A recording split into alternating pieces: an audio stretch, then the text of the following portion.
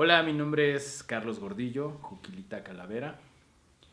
Soy artista visual, fotógrafo documental.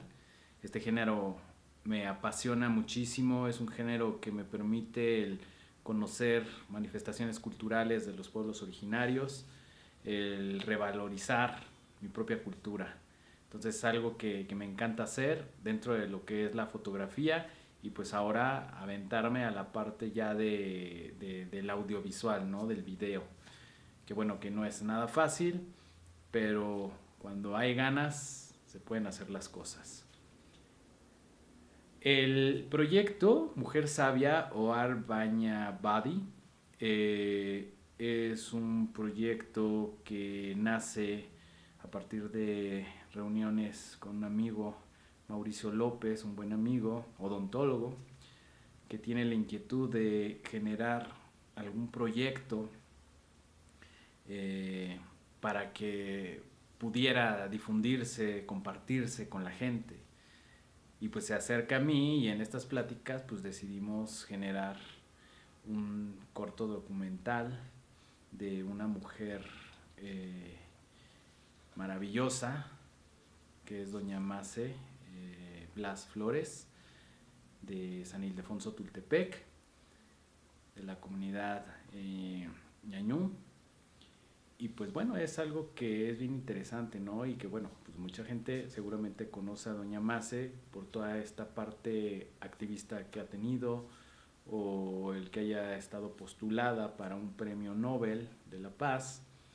Pero bueno, este proyecto pues se genera así, ¿no? De estas pláticas y pues el tener las ganas de hacer algo y que al final pues siempre es amor al arte, ¿no? Porque bueno, este tipo de proyectos pues son complicados cuando no se tiene ciertos recursos, ¿no? O el apoyo necesario para financiarlo, ¿no? Que en este caso pues agradecemos a Apoyarte por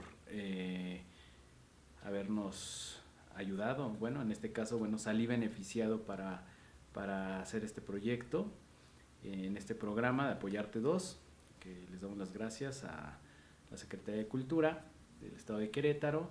Y pues bueno, así es como nace este proyecto, ¿no? Del querer realizar algo. Este tipo de proyectos sí considero que son importantes para revitalizar o fortalecer la cultura, ¿no? En este caso, pues la lengua originaria, porque es un proyecto que se realiza o que se está realizando en la lengua ñoño, que es una variante del otomí en San Ildefonso Tultepec. Entonces, se pretende hacerlo con la lengua originaria, porque de esta manera nosotros también aportamos a esta comunidad y también a las demás comunidades que son otomís, ¿no? Entonces, no solamente a los otomís, sino también para que se puedan generar más proyectos que puedan revitalizar no solamente una lengua, ¿no? Sino varias en todo en nuestro país, ¿no? Entonces, bueno, es algo que se me hace que este tipo de proyectos beneficia, ¿no? En ese aspecto, ¿no? Y también a uno lo llena de gusto por aprender también, ¿no? Porque yo, o sea, no soy hablante, no sé hablar el otomí, pero es algo que sí tenemos que hacer, ¿no? O sea, como mexicanos sí tendríamos que hablar una lengua materna o interesarnos en alguna. Pero sí, este tipo de proyectos culturales sí son importantes para revitalizar las manifestaciones culturales de los pueblos originarios. Entonces sí, para mí debería de haber más interesados en hacer, pues ya sea pues documentales, cortometrajes, audiolibros, pues cuestiones impresas, ¿no? Artes gráficas, de todo, ¿no? En donde podamos hacer parte a las manifestaciones, a la cultura de estos pueblos originarios a través de lo que sabemos hacer, ¿no? La fotografía, el video, etcétera.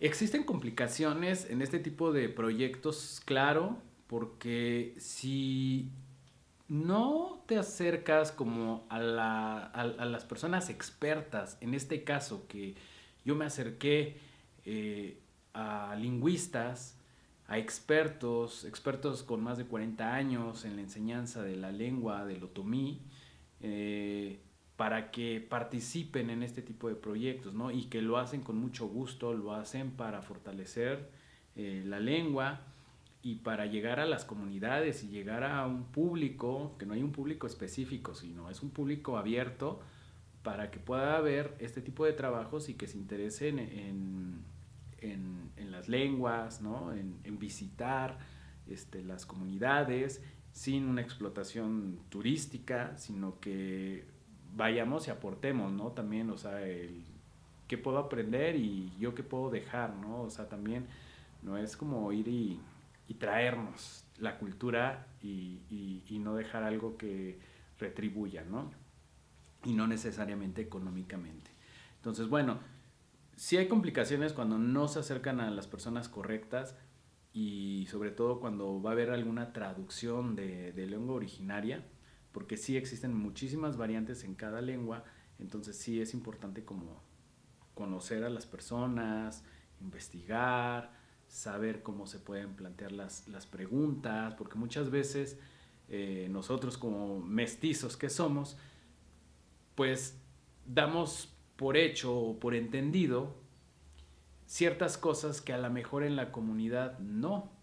Entonces sí es importante saber de qué manera nos vamos a acercar, cómo tenemos que conocer el tema y también que la gente esté de acuerdo a participar y ser muy explícitos en lo que conlleva toda la producción, ¿no? Y cuáles son los beneficios que puede haber, ¿no?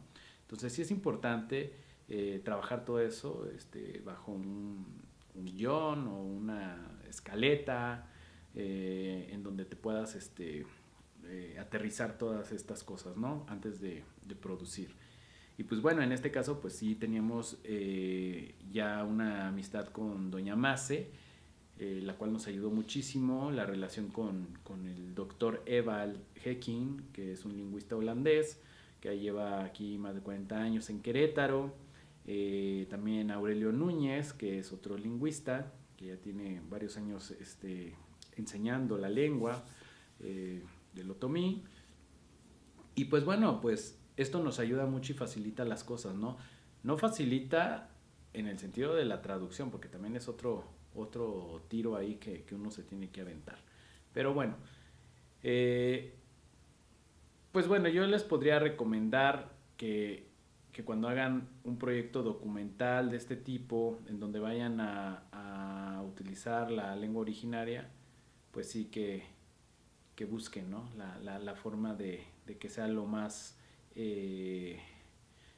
preciso que se pueda realizar. No se decepcionen si no tienen el equipo técnico, el equipo profesional para poderlo trabajar.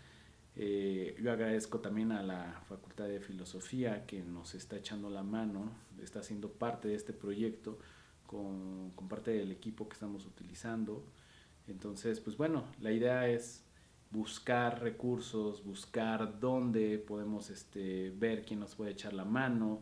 Sí, es mucho de amor al arte, es mucho de decirle al amigo, oye, le entras al proyecto, pues te voy a disparar las comidas, pero pues no te puedo pagar, ¿no? O sea, es más como esta parte del tequio, ¿no? Del trueque, de pues ahorita échame la mano y en un proyecto que tú tengas, pues te echo la mano también, ¿no? Entonces son cositas que luego hemos olvidado y que las comunidades todavía lo tienen, ¿no? Esta parte del tequio, de la ayuda mutua.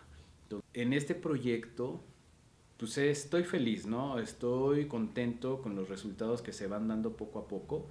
Sí es un proyecto que podría alargarse, pero también es importante como acotar, porque si no entonces nos vamos a perder.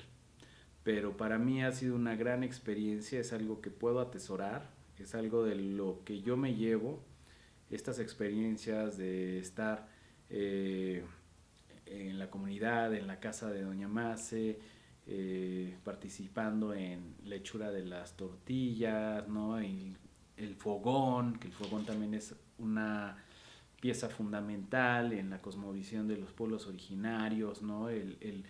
A la hora de que se hace la comida, pues toda la familia está alrededor, es el momento en el que todos pueden platicar, saber cómo están, en donde la madre le da los consejos a la hija, a los hijos. Entonces es un momento muy importante para, para las comunidades y es algo que también se puede dar en las casas, ¿no? O sea, en nuestras mismas casas, ¿no? A la hora de la comida, pues hay que platicar, hay que guisar, ¿no? O sea, son cositas que bueno, en diferentes contextos, pero se dan. Entonces, bueno, es una buena experiencia. Recomiendo mucho que se hagan este tipo de proyectos. Repito, puede ser proyectos audiovisuales, proyectos fotográficos, proyectos artísticos, en donde, pues bueno, si tú tienes un dispositivo móvil, puedes hacer muchísimas cosas. Entonces, se los recomiendo y pues nos vemos más adelante cuando ya tengamos el proyecto listo para que lo podamos proyectar. Y pues ahora pues los dejo con el doctor Eval Hecking y con Aurelio Núñez, que nos platicarán sobre la importancia de la lengua en este tipo de proyectos culturales y este tipo de proyectos audiovisuales. Muchas gracias. Me llamo Ewald Ferdinand Rudolf Hecking. Tengo 3 nombres y un apellido. El apellido es Hecking. Y ya tengo 40 años trabajando en la Universidad Autónoma de Querétaro, haciendo la investigación del rescate y de la revitalización de la lengua ñañó. Bueno, en primer lugar es muy importante desde luego para los mismos hablantes, los ñaños, ¿no? Porque es la lengua materna de ellos y la lengua materna es lo más importante, es la lengua más importante para cada quien, ¿no? En todas partes del mundo es lo mismo. Pero también es muy importante la lengua ñañó para los mismos mexicanos que no sean ñaños o indígenas, que son mestizos, porque en realidad mucha gente mexicana, especialmente aquí en el estado de Querétaro y también en muchos otros estados aquí en el centro del país, tienen antepasados, a lo mejor posiblemente ya hace 2 generaciones que todavía hablaban el ñañó como lengua materna. Bueno, en primer lugar creo que es importante que también mucha gente de no hablantes aprenda la lengua, ¿no? Esa es una cosa muy importante, por eso yo digo que es importante también dar cursos y también clases en todas las escuelas de ñañó, ¿no? Como si fuera el latín, tal vez, ¿verdad? Para recuperar esta lengua, ¿no? Sí. Entonces, la enseñanza es muy importante. Y otras cosas, hay muchas cosas que hacer, desde luego, pero también otra cosa es cambiar todo el paisaje lingüístico. En Amialco en especial, porque en Tolimán, porque allí sí todavía hay muchos hablantes de esta lengua, pero también en Querétaro, aquí también ya hay muchos hablantes de ñañó que han venido a vivir últimamente aquí en los últimos años. Y también son cosas que ya estamos haciendo en la Facultad de Filosofía, por ejemplo, ¿no? Allí todos los letreros en la Facultad de Filosofía están en 3 lenguas, en el ñañó, en el español y en el inglés. Es muy necesario hacer mucho material también. Yo estoy pensando en el material didáctico para aprender esa lengua y también todavía hacer muchas publicaciones en ñañó, pero desde luego en forma bilingüe, en ñañó y en español. Editar libros sobre de narrativa y muchos textos jurídicos hay que tener no solamente en español, sino también en forma bilingüe, ¿no? Ujú. Bueno, esto es un poquito lógico porque ha habido una política en México, especialmente en el siglo pasado, olvidar estas lenguas porque la política oficial era en el siglo pasado ya que los indígenas, y especialmente los ñaños, tenían que aprender lo más pronto posible la lengua española y olvidar la lengua indígena, ¿no? Entonces, esto ha influenciado mucho y ha hecho mucho daño porque este punto no tienen los extranjeros, ¿no? Los extranjeros llegan aquí están muy interesados en las culturas indígenas de este país y tienen ganas de aprender esto. Y esto no ocurría entre los mismos mexicanos, entre los mestizos. Yo creo que sí, es muy importante esta difusión a través de ustedes. Es importantísimo porque así hay mucha gente que a veces ni tienen idea de esta problemática, que especialmente mucha gente mestiza. Entonces se van a dar cuenta de la importancia y este es una manera de difusión muy importante. Bueno, se me hizo una bonita experiencia lo que se hizo hace una semana cuando hicimos una entrevista a doña Mase, ¿no? En San Ildefonso, y tuve hay que decir esto, yo lo siento como una suerte que yo pude entrevistar a doña Mase en su propia lengua, en su lengua materna, ¿no? Y para decir la verdad, en un principio tenía un poquito de miedo porque pensé, a lo mejor no me entiendo completamente, pero resultó que todo lo entendió y era una plática muy bonita que tuvimos en su lengua materna y creo que esto fue una experiencia muy bonita. Y es importante, claro, es muy necesario que todavía todo este tipo de tecnología tenga acceso a las comunidades porque falta mucho, ¿sí? Pero bueno, esta es la lucha que hay que hacer y también es muy importante entonces después difundir este trabajo en las comunidades a través de este medio, ¿no? Sí. Pero también difundirlo en el mundo mestizo y esos medios son unos medios perfectos para eso. Yo quisiera dar las gracias otra vez para esta oportunidad de platicar sobre sobre el punto tan importante de la importancia de la lengua materna para toda la gente en el mundo, no solamente los indígenas, pero para todos. No hay que olvidar esto. Muchas gracias. Muchas gracias también. Shiri Hamadi. Hamadi.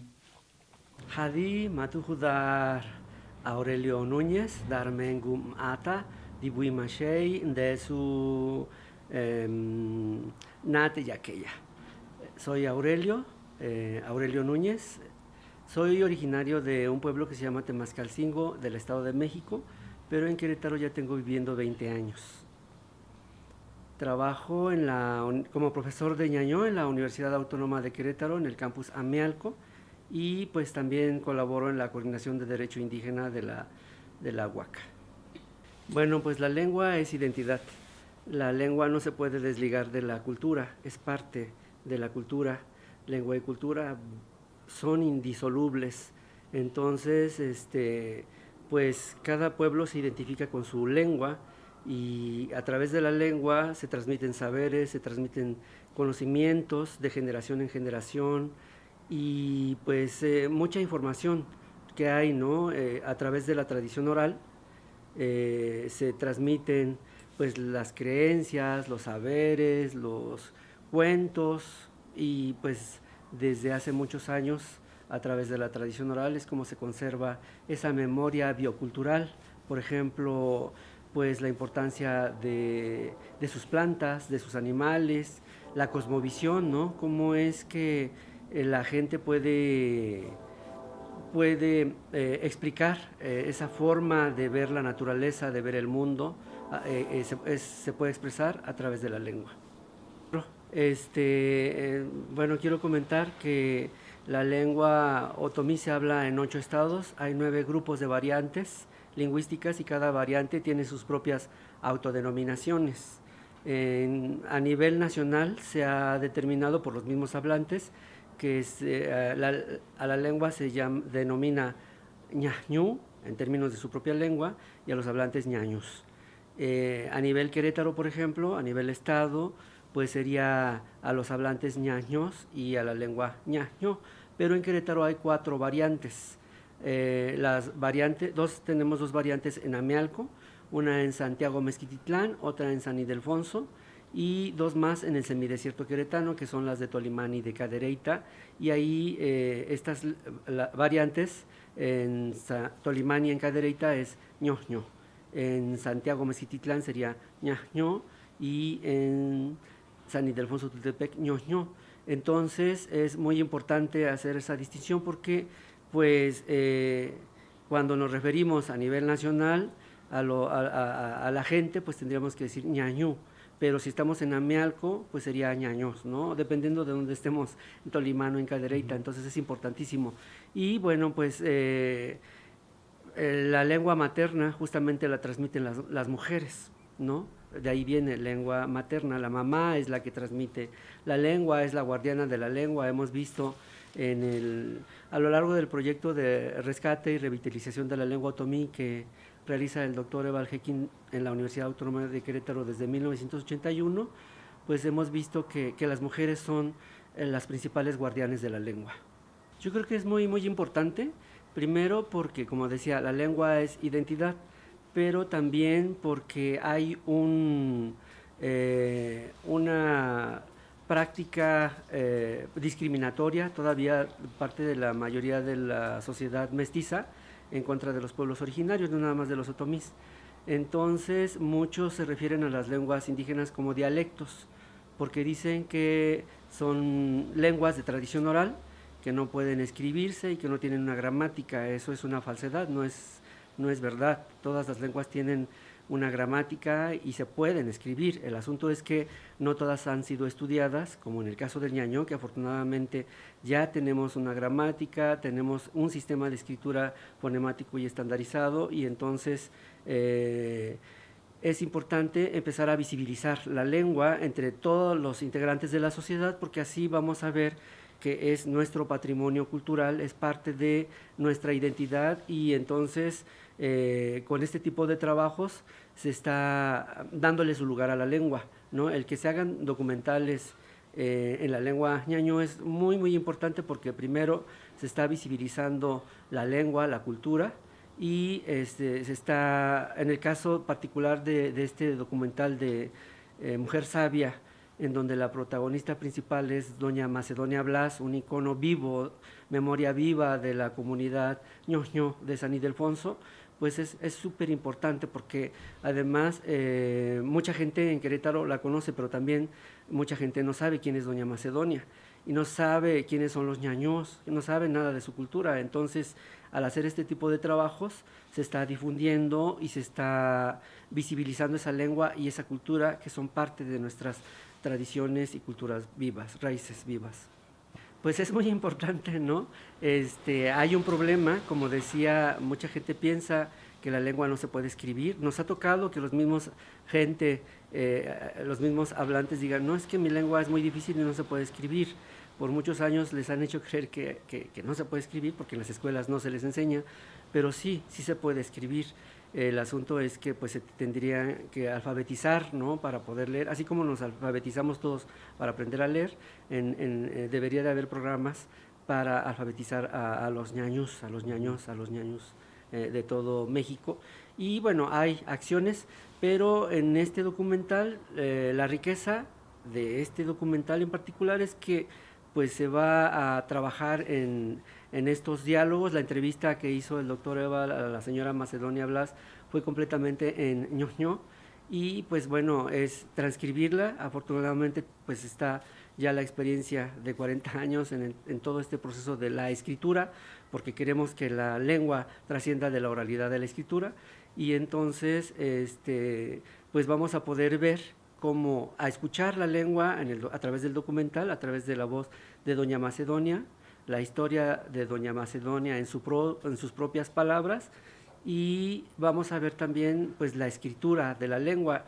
No es un trabajo sencillo, pero es un reto realmente, pero pues esto va a ser muy útil para que la gente vea que nuestras lenguas originarias pueden escribirse, ¿no? Y que podemos entonces trascender de la oralidad a la escritura, que es algo muy importante.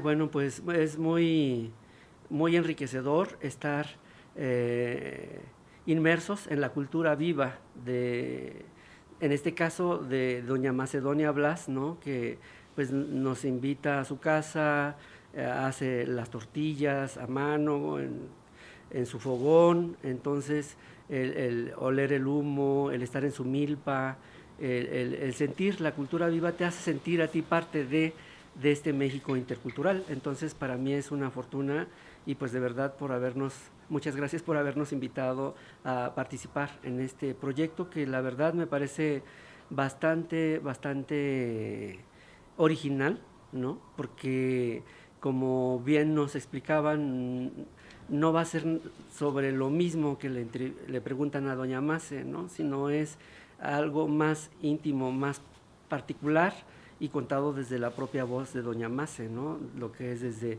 su niñez, su madurez, la edad adulta y todas esas etapas de doña Mace, ¿no? Entonces es bien interesante para mí, de verdad es muy enriquecedor. He tenido la fortuna de estar con doña Mace y siempre está muy dispuesta. Es una mujer bilingüe, eso es increíble también, ¿no? Ver cómo se desenvuelven las dos lenguas, y eso se va a transmitir en el documental, ¿no? La mayoría de los mexicanos somos monolingües en el español y discriminamos a la gente que habla su lengua originaria, las lenguas indígenas. Entonces, pues yo creo que doña Mace es un gran ejemplo para todos, en todos los sentidos, pero pues ya como persona bilingüe que se desenvuelve en la ciudad, que es parte de una comunidad y que pues es heredera de tradiciones, saberes, ¿no? Pues ancestrales, como son plantas medicinales, bordados tradicionales y pues muchas otras cosas que hemos aprendido con doña Mace. Pues muchas gracias por la invitación y gracias por la entrevista y gracias por esta oportunidad de ser parte de este proyecto que es muy, muy importante. Hamadi.